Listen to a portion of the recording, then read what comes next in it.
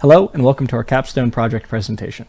We made a video game known as Project Orb, and our group is 2x4, consisting of me, Ross Yeager, Elijah Burke, Z-Rock Muhammad, Brian Raymer, and Elijah Spencer. Our purpose in this video game was to provide players firstly with a fun and engaging experience. And this meant for us that we wanted procedurally generated terrain, which means that it's never predictable and it's generated by an algorithm that's random every time. We also wanted an interesting sandbox for the player to explore, and challenging and rewarding combat that the player could always come back to and enjoy. We wanted to meet players where they're at in this video game, and this meant that any skill level, any time commitment, and any goals of any player could fit our video game and that they could get something that they would enjoy out of the video game. We furthermore wanted to pay homage to our favorite games. This meant for us building on what already exists in video games and innovating on the trends that currently exist in video game design. The technologies we used in this video game were firstly Unreal Engine 4.27. This was the video game engine that we built everything on top of. We used C++ as our implementation language for the video game, and this was the primary implementation language of Unreal Engine itself as an open source engine. And this worked very well for us, and it's also a very fast and capable language. We used the Fast Noise Generator library as our procedural generation library, and we also used Visual Studio and Rider as our IDEs, or integrated development environments. And these both feature support for Unreal Engine 4, which was very convenient for us. Hey, my name is Elijah Spencer, and I wanted to take you through a bit of the project that I worked on. For this project, I worked on the start menu, the options menu, the pause menu, and the loading screen. Those were the big four. And I guess starting off with the start menu, as you can see, just keeping it simple, you just start the game, you go to options, you can quit. Then we can move on to options. Options, of course, you have different screen resolution settings, and texture quality means video quality, but the engine we use like to say texture quality, so I use texture quality instead of video quality. And have it the lowest settings, the most medium settings, and of course highest settings. And then we can just start. You can see it loaded pretty fast. Nice. So as you can see, there was a loading screen there just to let people know that the game is loading. Of course, you need one of those, and you need to make sure that it's good. So we're running around looking for enemies, and also it helped put the enemy health bar on the enemies. So as you can see, running over here to an enemy, we see an enemy, we're shooting the enemy, and the enemy's health bar, of course, disappears. We have another enemy spawning. We shoot them, their health disappears. As you can see, the score also increase. And oh boy, we got us a lot of people coming our way. And then we can just take that and boom, boom, boom, boom, boom, boom, boom. Man, I'm getting kind of swarmed here. We can just go to the next level. Of course, you see enemy here. We shoot this guy. His health disappears. The score resets when we go to other levels, of course. And then whenever we're done, we can just hit pause. If we want to resume the game or quit, if we need a quick little break, because I know everybody enjoys that, we can do that.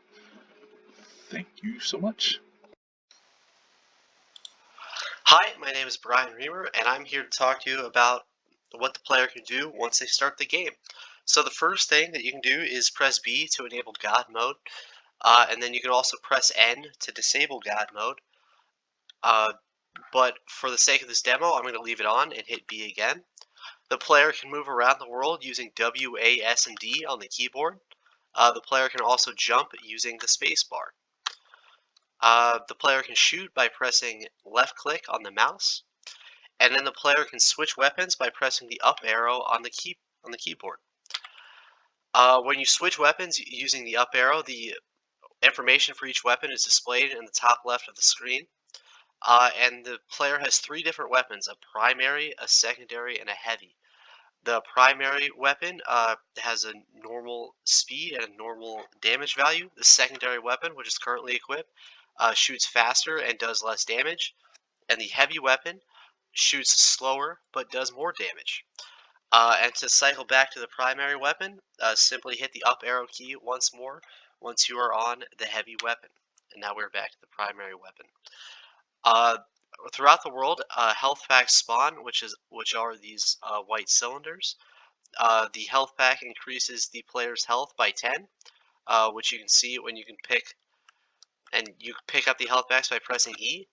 So you see the prompt there on the top left. So I pick it up, and it increases my health by 10. And then they're also now in your inventory, and you can press I to see the inventory. So now it's showing a health pack. The player takes damage when an enemy runs into it. So you see there's enemies surrounding me, and then the object of the game is to kill the enemies. So if you start shooting the enemies to kill them, they go away. And you can see the scores going up by 10 after each one that dies. So I'll just kill a bunch here and then start running away. And then when the player is ready to switch levels, they can press L on the keyboard to switch levels. I'm going to do that now. This is the second level that has a different terrain, and then the enemies spawn here that you can still shoot and kill. And then to get back to the main menu, the player can press O on the keyboard to go back to the main menu, which I will do now.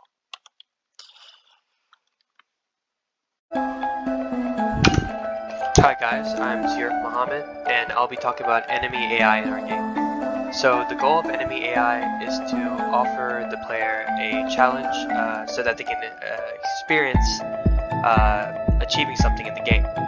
So when the player first spawns into the world, there aren't very many enemy AIs, but as time moves forward, more and more enemy AIs spawn.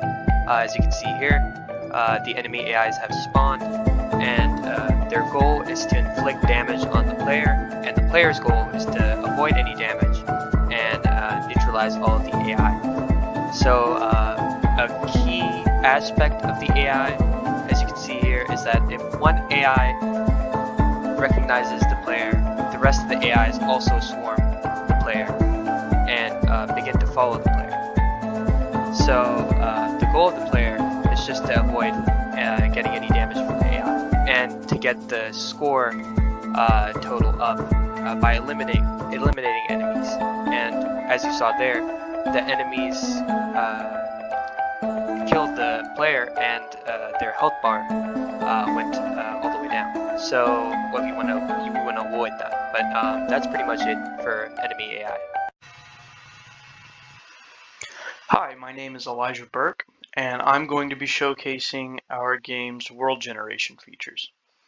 So when the game begins, the player finds themselves in a procedurally generated world, and we use Perlin noise to generate hills and these valleys and lakes and things all in the shape of this island. And because it's procedurally generated, every time the player starts the game, it's a new experience and something different to see, kind of reminiscent of the older roguelike games.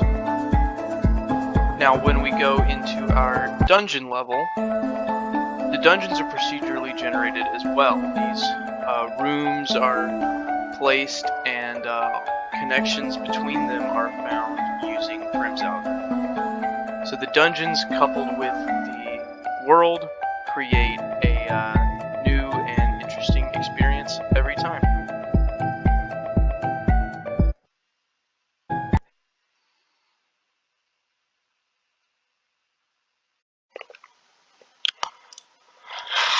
Thank you for watching our final demo video.